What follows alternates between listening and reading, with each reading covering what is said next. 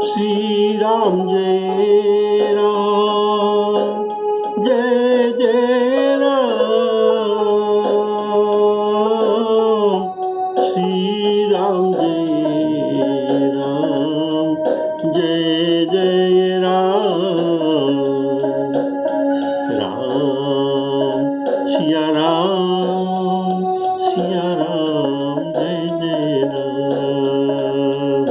राम सिया राम, सिया राम, जय जय राम। आदरणीय श्री राम कथामृत प्रेमी श्रद्धेय श्रोताओं को मेरा सादर राम राम कहकर सभी का राम कथा को अभिनंदन निमंत्रित करता हूँ। बोलिए स्वागत, बोलिए सियावर रामचंद्र की जय। अपने सुन रहे थे राम रावण का तो युद्ध चल रहा था, लेकिन अभी अंतिम पर्याय चल रहा है। जितना सिरभुज काटने पर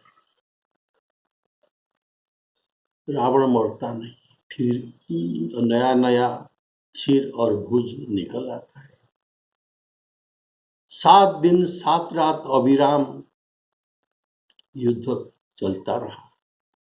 देवताओं ने देखा श्री राम जी बहुत शमित हो गए, ये दुखित हो गए।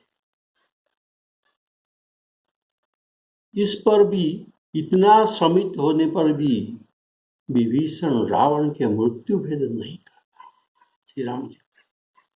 तो श्री राम जी तो प्रणत कुटुंब पाल रघुराई, ये जान गए कि विभीषण की अज्ञानता में भी इनके हृदय में रावण का प्रति प्रेम है, इसीलिए ये इनका मृत्यु भेद अभी तक नहीं बताया। अगर ये मृत्यु भेद नहीं कहेंगे तो विभीषण का कुटुंबी लोग रावण को श्री राम जी कैसे मारेंगे? कारण ये तो प्रणतपाल जो कुटुंब रघुराई, प्रणतपाल के सर्व जो कुटुंब को ये प्रतिपालन करते हैं। तब श्रम दिखाने के लिए, श्रम इतना दिन इतना हुआ, तो श्रम दिखाते हुए श्री राम जी विभीषण की ओर देखते हैं। इसका भाव है कि विभीषण तुम क्यों न बताते, इनका जो मृत्यु है ये तुमको अच्छी तरह मालूम है।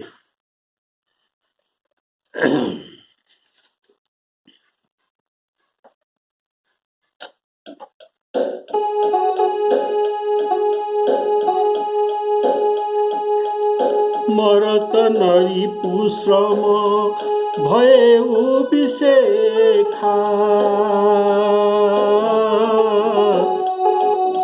मरत नरी मरत।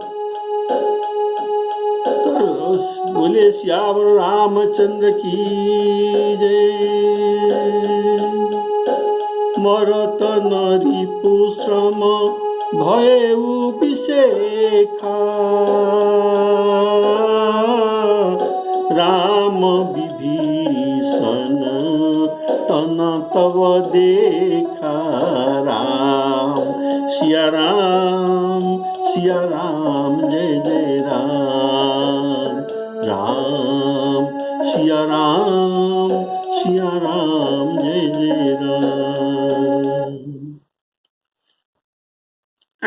इस पर अभी युद्ध का प्रसंग समाप्त होने जा रहा है और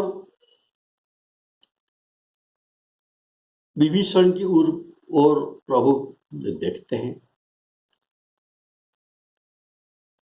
रिपु मरता नहीं, पार्वती जी श्रोता है और शिव शंकर भगवान जी भक्ता है। तो ये भी आश्चर्य हो गए, पार्वती जी ये रिपु क्यों नहीं मरता?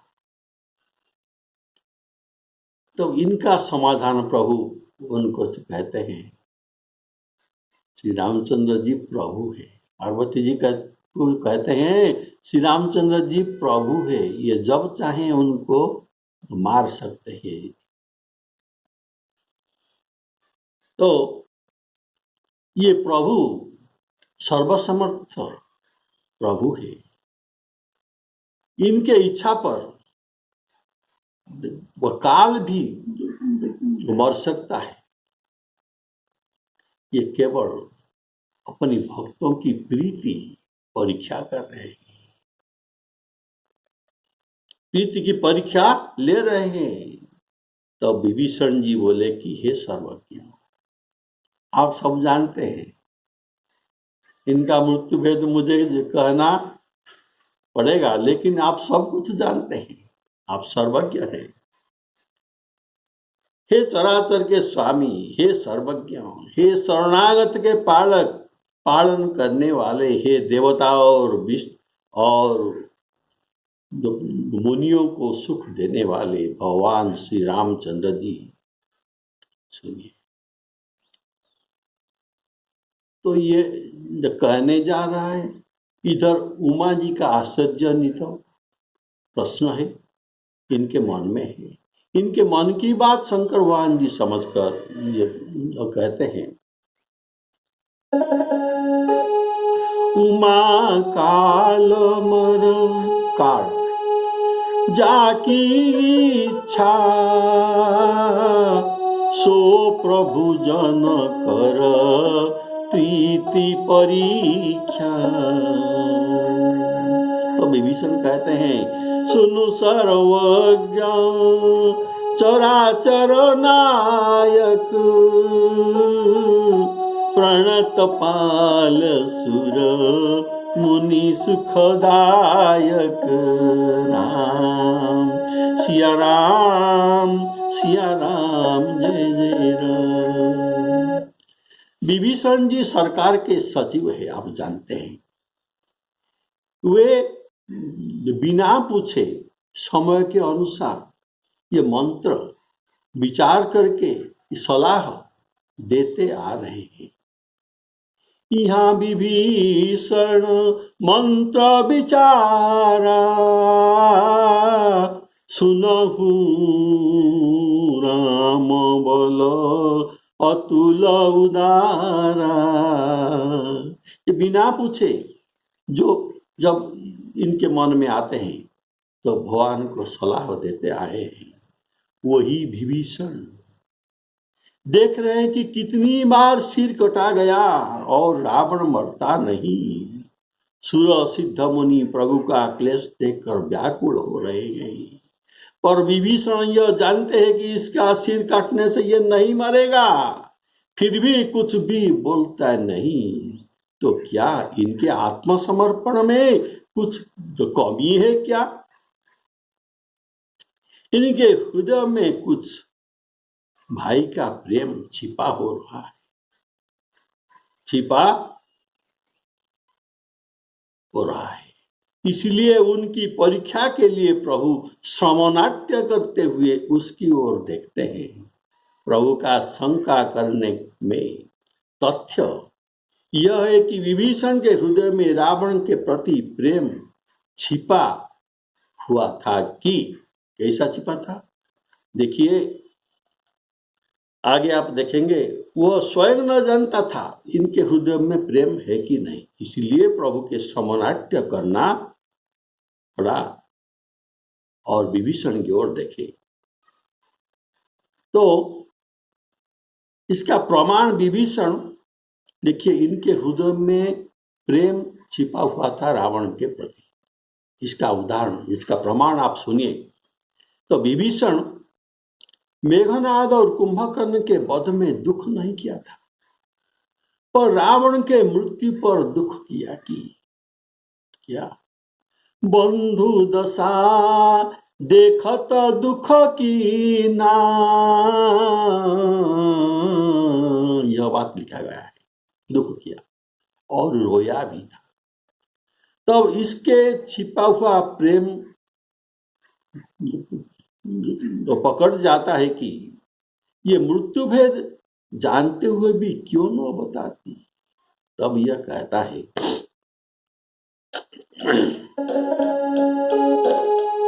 सुनु सर्वज्ञ कृपा सुख सिंह, सुनु सर्वज्ञ चराचर नायक, प्रणत पाल सुर मुनि सुखदायक।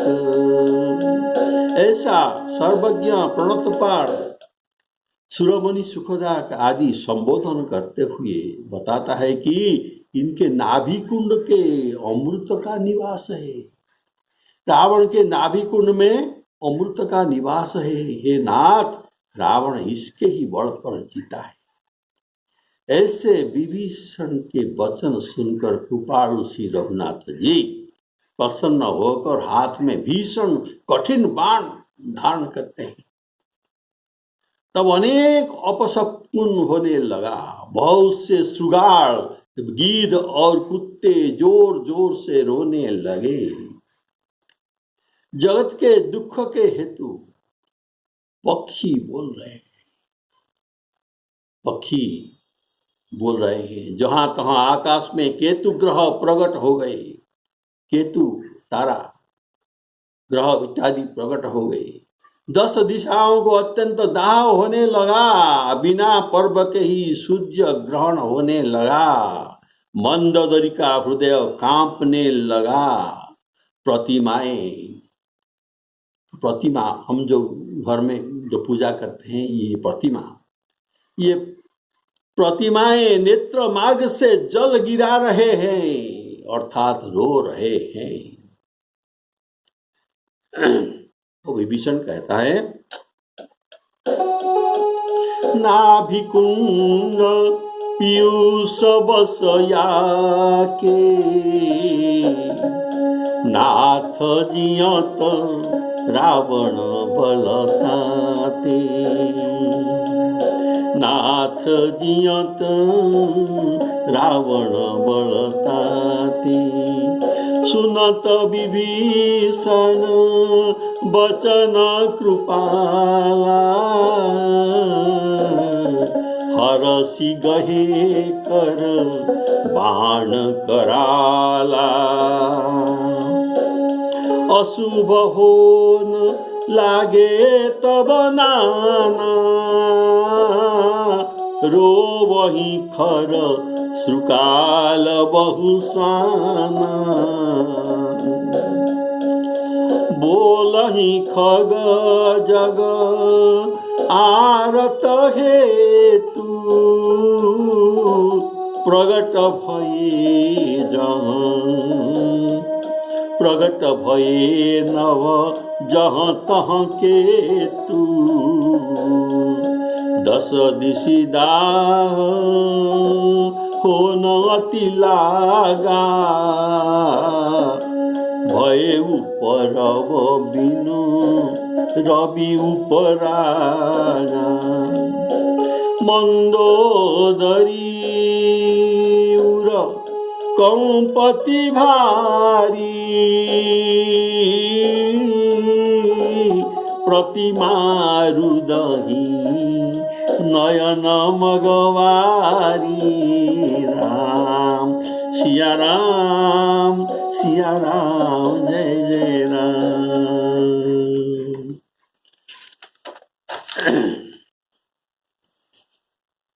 देखिए, अध्यात्म रामायण में लिखा गया है क्या, नाभि देशे अमृतं तस्य, उनके नाभि देश में अमृत है। कुंडलाकार संस्थितम, अर्थात इनके नाभि कुंड में कुंडलाकार अमृत स्थित है। तत्सोखय अनल अस्त्रेण, तत्सोखय अनल अस्त्रेण, अग्नि अस्त्रेण, अग्नि अस्त्र प्रयोग करके ये कुंड को सुखा दीजिए। तत्सोखय अनल अस्त्रेण तस्य मृत्यु ततो भवेत्, इसके बाद इनका मृत्यु। उसे आप प्रथमे पावकास्त्र में सोख लीजिए, तब इसकी मृत्यु।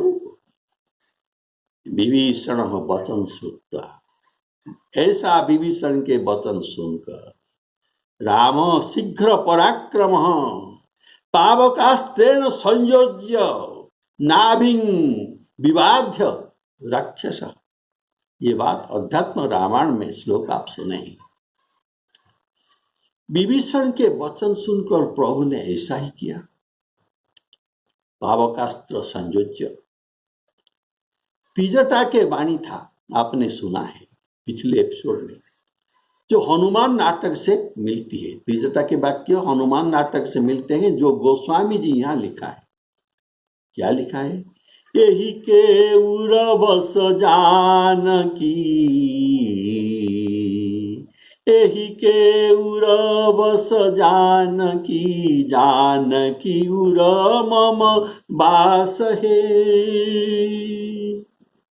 रावण के हृदय में जानकी बसती है और जानकी के हृदय में मैं बसता हूँ, और मेरे हृदय में सचराचर ब्रह्मांड है। अगर बाण लगेगा तो सचरा ब्रह्मांड की नाश हो जाएगा। तो यह बात त्रिजटा ने कहा था, जो यहाँ लिखा गया है, और यह बात हनुमान नाटक में लिखा है। और यहाँ विभीषण का जो वाक्य है आपने सुना, यह अध्यात्म रामायण में मिलता है। त्रिजटा का वाक्य मिलता है हनुमान नाटक में, और विभीषण का वाक्य यहाँ मिलता है अध्यात्म रामायण। क्या? नाभिकुंड पीयूष बसया के, नाभिकुंड पीयूष बसया के, नाथ जियत रावण बलताते, नाभिकुंड पीयूष बसया के। तो त्रिजटा के वाक्य में नाभिकुंड, अमृत, ये सब कुछ वर्णन नहीं है। तो ये भिन्नता क्यों? ये भिन्नता है, दोनों बात सच भी है, और ये कल्पभेद के चैत्र। एक कल्प में त्रिजटा का वाक्य था, और फिर दूसरा कल्प में विभीषण का भी वाक्य सच। तो ये कल्पभेद के चैत्र है। कल्पभेद हरि चरित सुहाए, नाना भांति मुनि सन गाए। इसमें संशय करना नहीं। करियन संशय असौरानी, संशय न करके क्या करना चाहिए? सुनिय कथा सादर रति मानी, राम सिया राम, सिया राम, जय जय राम। जैसे गोस्वामी जी लिखते हैं कि परशुराम भेंट, मानस में क्या लिखा है? ये जनकपुर के यज्ञशाला में हुआ है परशुराम भेंट। और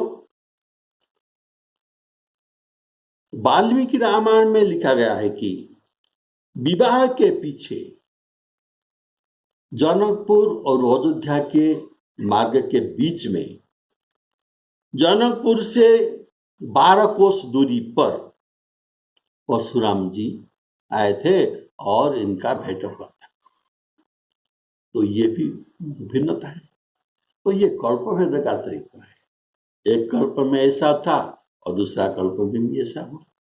इसलिए करियन संशय असौरानी, सुनिय कथा सादर रति मानी। और भी एक बात है, तो मन में ऐसी जिज्ञासा होती है कि रावण के नाभि में कहां से अमृत आया? यदि रावण के शरीर में अमृत था तो ये मरता क्यों?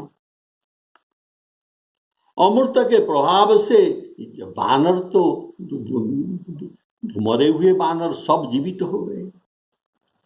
राहु अमृत पिया था, इनका सिर काटने पर ये भी अमर हो गया। इसमें क्या बात हो सकता है? क्या मर्यादा पुरुषोत्तम के आगे अमृत का गुण नष्ट हो गया? इसमें क्या रहस्य है? रहस्य है कि योग विज्ञान में एक संजीवनी मुद्रा है।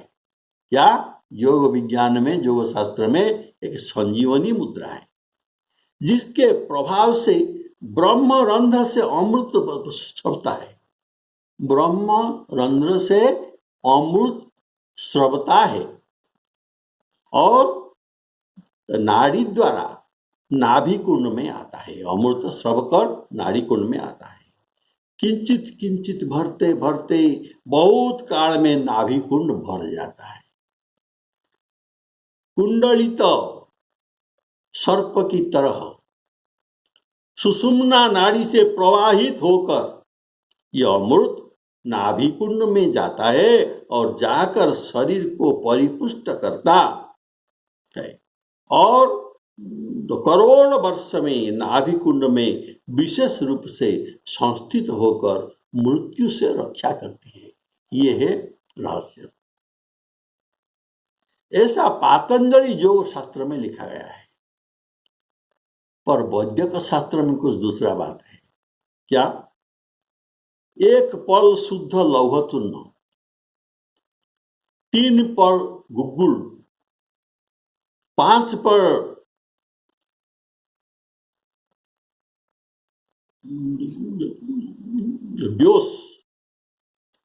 व्योस अर्थात समभाव में ये शुंठी, मरीच और पीपल ये मिला जाता है, इसको व्योस कहा जाता है।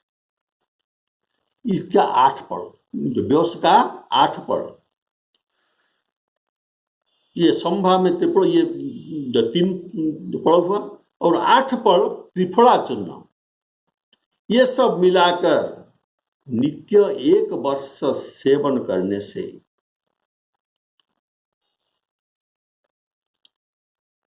100 वर्ष में देवत्व का प्राप्ति होता है। 5 गुंजा, अब जो सुना, 1 मसा, इसका भाव है कि 5 गुंजा का 1 मसा होता है, एक मसा। 16 मसा का एक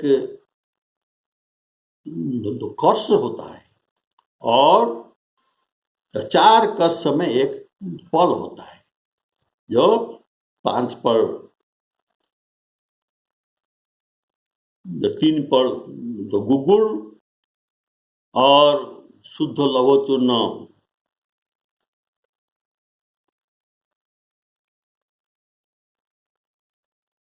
1 पल, ऐसा जो वर्णन किया गया,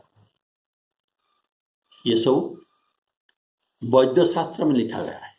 अर्थात जीवा से अमृत स्राव होने लगता है, जिसे योग की संजीवनी मुद्रा, ये सर्पवत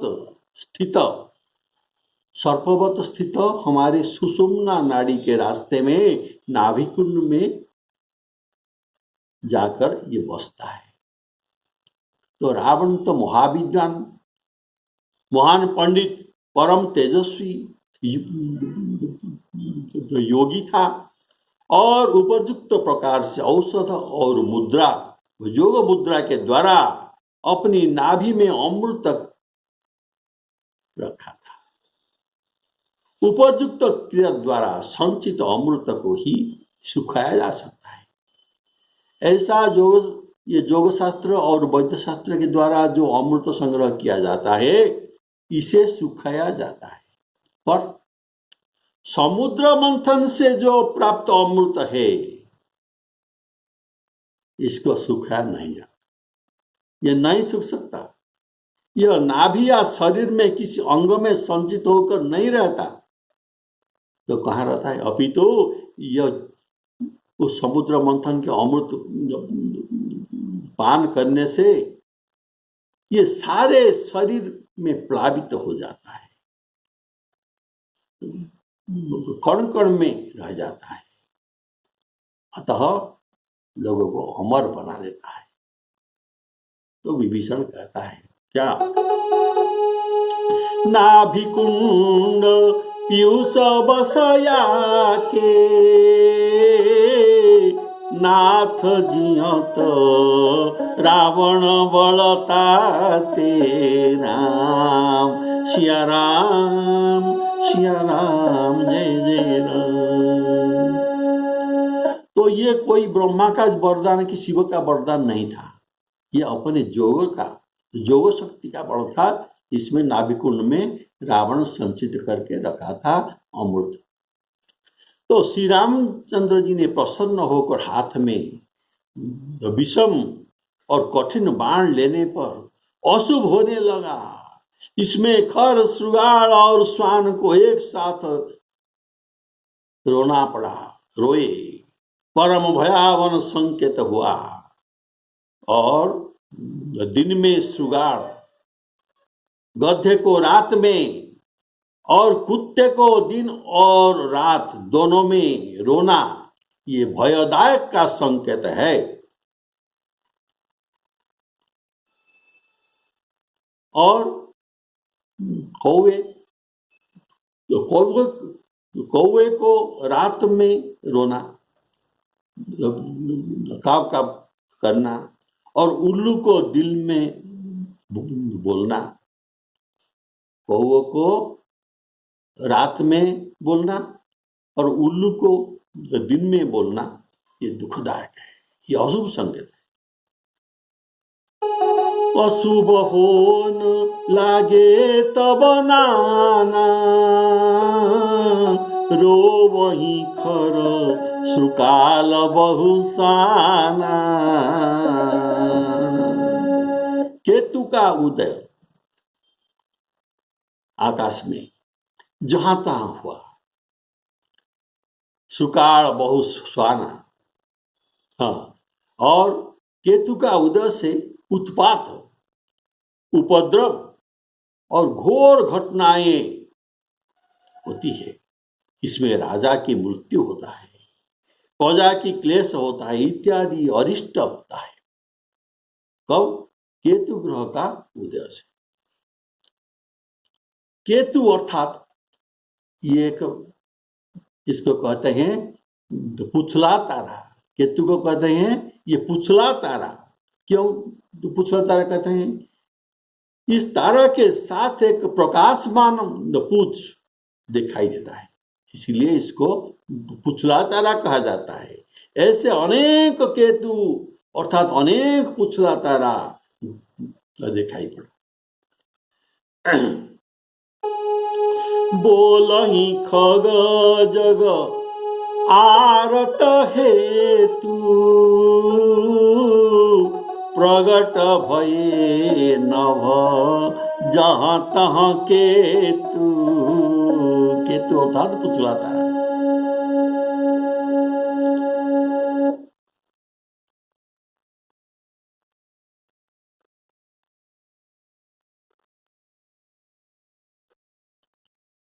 बोलिए सियावर रामचंद्र की।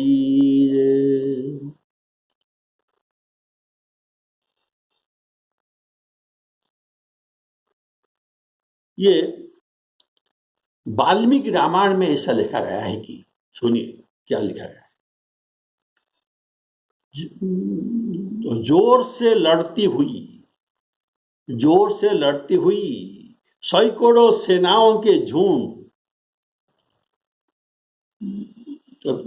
दारुण शब्द बोलते हुए रावण के रथ पर गिरते हैं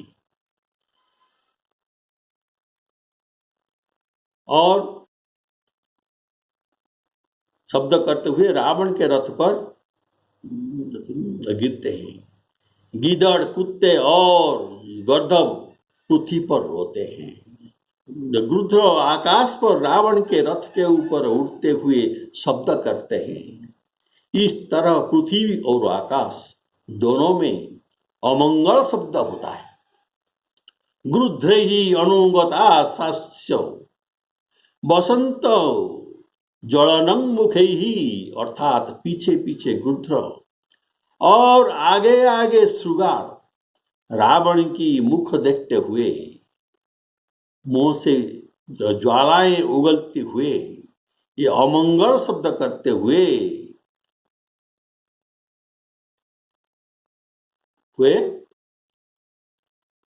चलते हैं। प्रणय दुर्मुखे मिख्यत्य संग्रह दम शिवं शिवा 10 दिशाओं में अत्यंत दाह होने लगा। यह अपशकुन चिन्ह है। इस चिन्ह में अपशकुन में राजा के छत्रभंग होना सूचक है। जैसे अपशकुन आप सुने हैं अयोध्या कांड में, हाट वाट नहीं जाई निहारी जनु पुर दिसी लागी दवारी। दावाग्नि, दवारी होता दावाग्नि। सब और ऐसा ताप हो रहा है जैसे अग्नि लगी होने से होता है। वाल्मीकि रामायण में बनता है तो गुलदू परी के पुष्प के समान बा, ये गुलदोपरी एक लाल पुष्प है और समान बा लाल चंदन के समान परम दारुण लाल रंग की संध्या से लंका आच्छादित हो गई। ये वाल्मीकि रामायण में लिखा गया है, जिससे लंका के भूमि दिन में भी जलती हुई सी दिखाई पड़ी।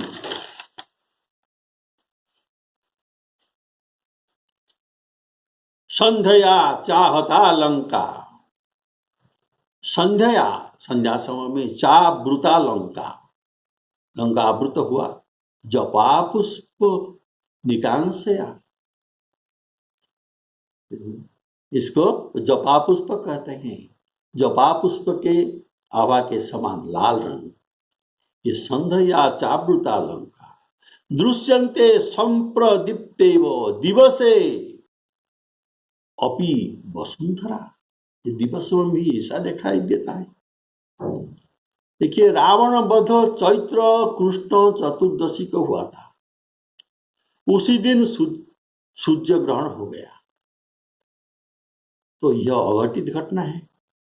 अमावस्या के समय सूर्य ग्रहण होता है, लेकिन अमावस्या से पहले चतुर्दशी में हो गया, जिस दिन रावण का वध हो रहा था। यह अघटित घटना हुई, इसी से इसे उत्पात और अपशकुन कहा गया। 10 दिशि दाह हो नति लागा भय उपरव बिनु रवि उपरागा। रवि उपरागा, रवि पराग, उपराग अर्थात ग्रहण। यह सब अपशकुन देखकर मंदोदरी कांप उठी थी। उसको अपने सुहाग की चिंता हो गई थी। कारण रावण के युद्ध में प्रारंभ में, जब राम रावण का युद्ध प्रारंभ हुआ था, तब भी उनका हृदय कांप उठी थी। और अब तो रावण के मृत्यु सूचक सब अपशकुन हो रहा है, इसीलिए विशेष कंपति है। मंदोदरी उर कंपति, भारी भारी कंप हो। और प्रतिमा ये नेत्र मार्ग से जल गिरा रहे हैं। अध्यात्म रामायण का ही बात है। तो लिखा गया है, रुदंती देवलिंगानी, देवलिंगानी ये रोदन करती है। स्विदंती प्रचलंती तो मंदोदरी उरकम, मंदोदरी उर कंपति भारी प्रतिमा रुदही नयन मगवारी। राम सिया राम, सिया राम, जय जय राम। तो ऐसे अपशकुन हो रहा है। राम जी जब हाथ में तीक्ष्ण बाण लिया रावण वध करने के लिए। तो आज रावण वध नहीं हो सकता, अगली एपिसोड में होगा। श्री सीताराम अर्पणमस्तु। बोलिए सियावर रामचंद्र की जय।